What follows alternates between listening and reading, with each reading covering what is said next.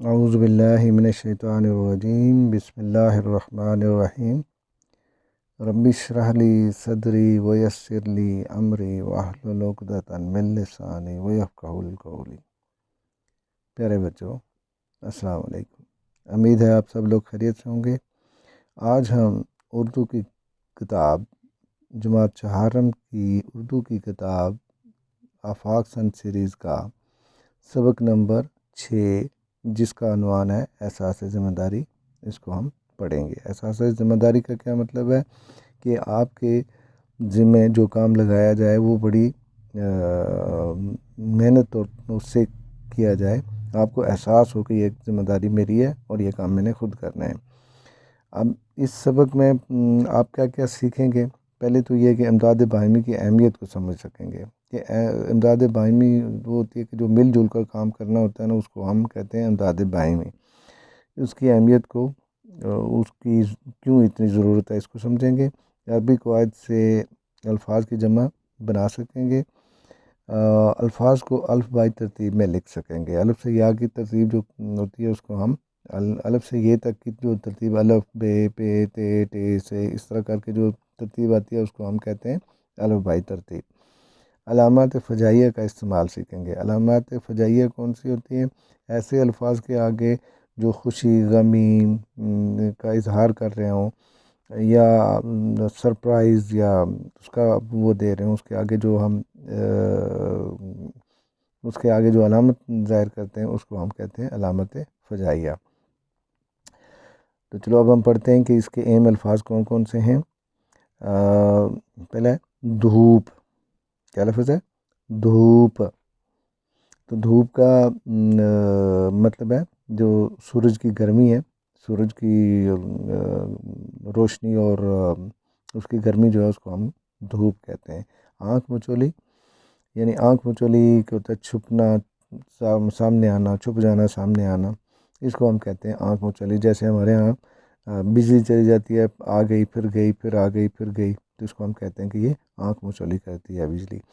Civil engineer کیا ہوتا ہے کہ ایک وہ انجینئر جو سول کے محکموں میں کام کرتے ہیں۔ جیسے سول کے محکمے کون سے ہوتے ہیں؟ جیسے روڈز بنانی، بلڈنگز بنانی، فیکٹریز بنانی، تو یہ کام ہوتا ہے سول انجینئر کا، تو اس کو کہتے ہیں ہم سول انجینئر۔ موسلا دار، موسلا دار ہوتا ہے لگاتار رکے بغیر جو بارش ہوتی ہے اس کو ہم کہتے ہیں موسلا دار۔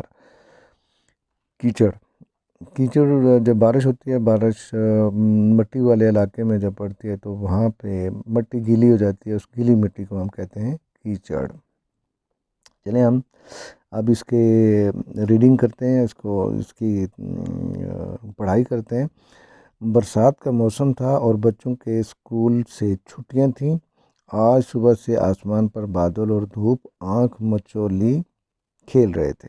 آنکھ مچولی جس سامنے ابھی پورا کبھی آ رہے تھے کبھی جا رہے تھے، تو یہ آنکھ مچولی کھیل رہے تھے۔ کبھی بادل جیت کر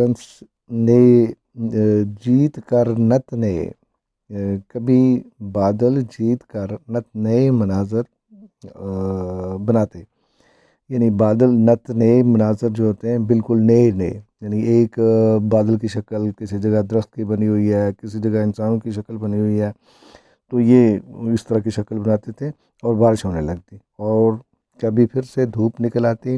حسن اور آمنہ موسم کی اس خوشگوار تبدیلی پر بات چیت کر رہے تھے۔ خوشگوار تبدیلی جو ہے نا، جو انسان کو اچھی لگے اس کو کہتے ہیں، جو تبدیلی انسان کو اچھی لگے اس کو خوشگوار تبدیلی کہتے ہیں۔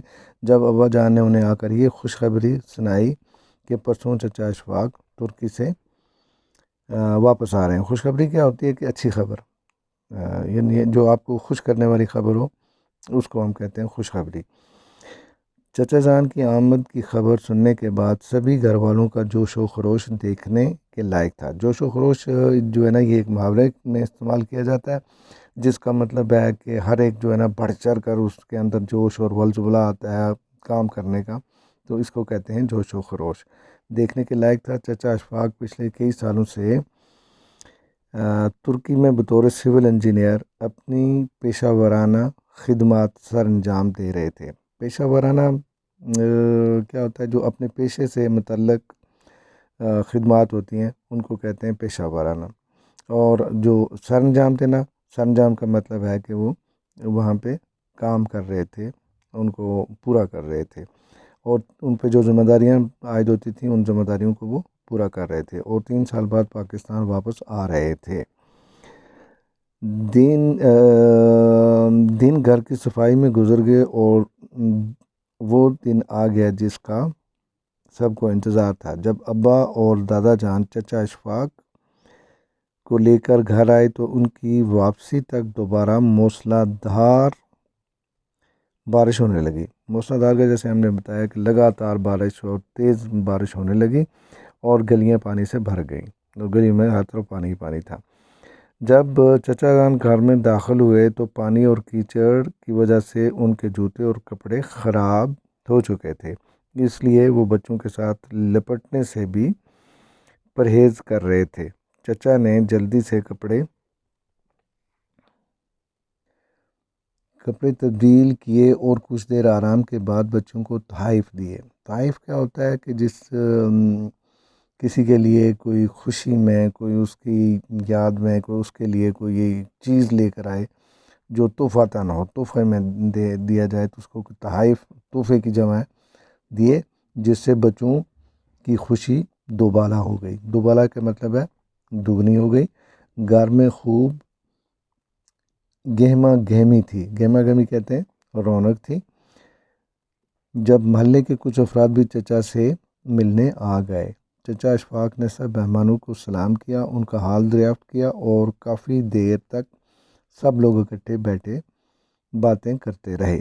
باتوں میں برسات کے موسم کا ذکر آیا تو چچا اشفاق حسن کے ابا کو مخاطب کرتے ہوئے بولے۔ مخاطب کہتے ہیں ان کی طرف اشارہ کرتے، یا ان کے متعلق ان کی طرف دیکھ کر بات کرنا ہوتا ہے، ان سے ابا کو مخاطب کرتے ہوئے بولے، بھائی جان، ہمارے محلے کی گلیوں کا حال دیکھ کر بہت دکھ ہوا۔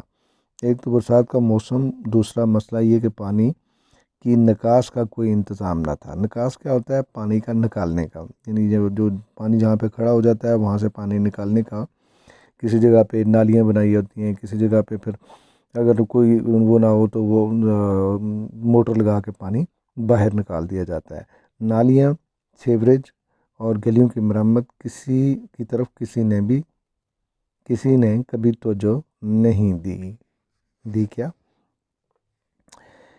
ایک ہمسائے نے بات کرتے ہوئے کہا، اشفاق بھائی، اس سلسلے میں ہم نے کئی بار علاقے کے سرکردہ افراد سے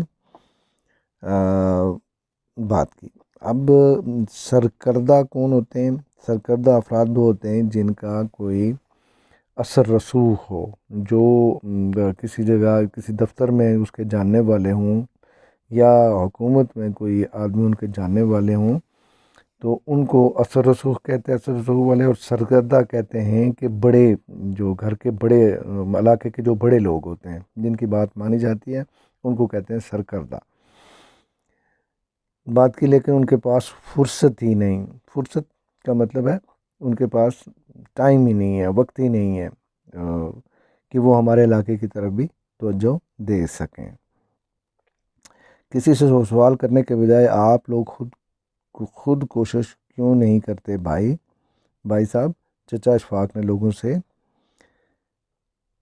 پوچھا، ہم خود یہ کام کیسے کر سکتے ہیں؟ ایک ہمسائے نے حیران ہو کر سوال کیا۔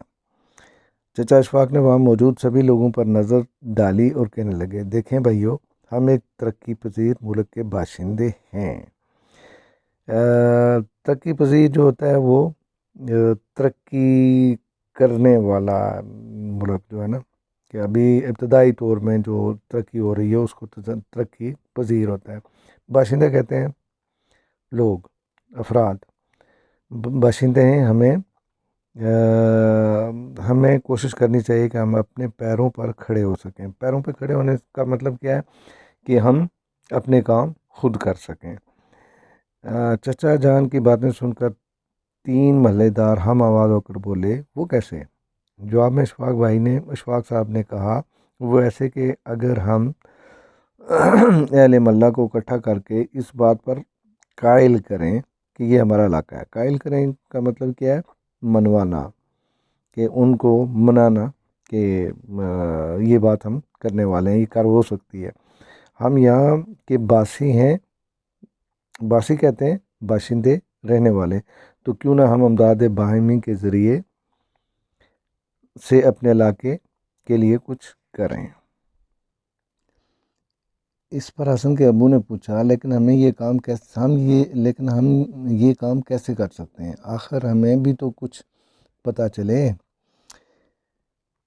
چچا جان نے ان سب کی طرف مسکراہٹ بھری نظروں سے دیکھتے ہوئے کہا، بھائی جان بات تو سیدھی اور صاف ہے، ہمیں خود ہی اپنی ذمہ داری کو سمجھنا چاہیے۔ دنیا میں ہمیشہ وہی ممالک ترقی کرتے ہیں جن کے باشندے امداد باہمی کے ذریعے اپنے کاموں کو سنوارتے ہوتے ہیں، بناتے ہیں، کرتے ہیں۔ اچھے طریقے سے کام کرنا اس کو سنوارنا کہتے ہیں۔ ہم جب بیرون ملک جا کر دیکھیں تو پتہ چلتا ہے کہ وہاں کی ترقی میں اداروں اور حکومتوں سے زیادہ خود عوام کا ہاتھ ہے۔ اگر ہم تمام اہل محلہ اپنی استطاعت کے مطابق اپنے علاقے کو سنواریں، استطاعت کیا ہوتا ہے؟ اپنی حیثیت کے مطابق، اپنی طاقت کے مطابق، اپنے وسائل جو کچھ بھی ہیں اس کو استعمال کر کے ہم کریں تو اپنے علاقے کو سنوارنے کے لیے ہر مہینے کچھ رقم ڈالیں تو یہ گلیاں اور نالیاں بھی تعمیر ہو جائیں گی۔ تعمیر کا مطلب ہوتا ہے بنانا۔ ہمیں اس کیچڑ سے نجات بھی ملے گی اور وقت پڑنے پر ہم کسی ضرورت مند کی مدد بھی کر سکیں۔ ضرورت مند کون ہوتے ہیں؟ جن کے پاس کسی چیز کی ضرورت جن کو ہو اور ان کی ضرورت کو پورا کریں تو وہ لوگ جو ہیں وہ ضرورت مند لوگ کہلائیں گے۔ چچا جان کی اس تعمیری گفتگو سے تمام لوگوں نے اتفاق کیا۔ اتفاق کا مطلب ہوا ہے انگلش میں کہتے ہیں ایگری کیا، یعنی انہوں نے کہا کہ ہاں بالکل آپ صحیح کہتے ہیں، اور امداد باہمی کے ذریعے سے محلے کی بہتری کے لیے کام کرنے کا عزم کیا۔ عزم ہوتا ہے ارادہ۔ اگلے دن حسن کے ابو نے تمام محلے والوں سے پیسے اکٹھے کیے اور گلی کی تعمیر و مرمت کا کام شروع کر دیا۔ محلے کے سب مرد اور بچوں نے اس کام میں مزدوروں کی مدد کی۔ تو یہ بچوں یہ ریڈنگ تھی۔ امید ہے کہ آپ لوگ اس کہانی کو دوبارہ پڑھیں گے اور جہاں پہ آپ کو مشکل الفاظ ہیں بیچ میں وہ بھی بول دیے گئے ہیں، ان کو بھی سمجھا دیا گیا ہے۔ اوکے، اللہ حافظ، ملتے ہیں اگلی ویڈیو میں۔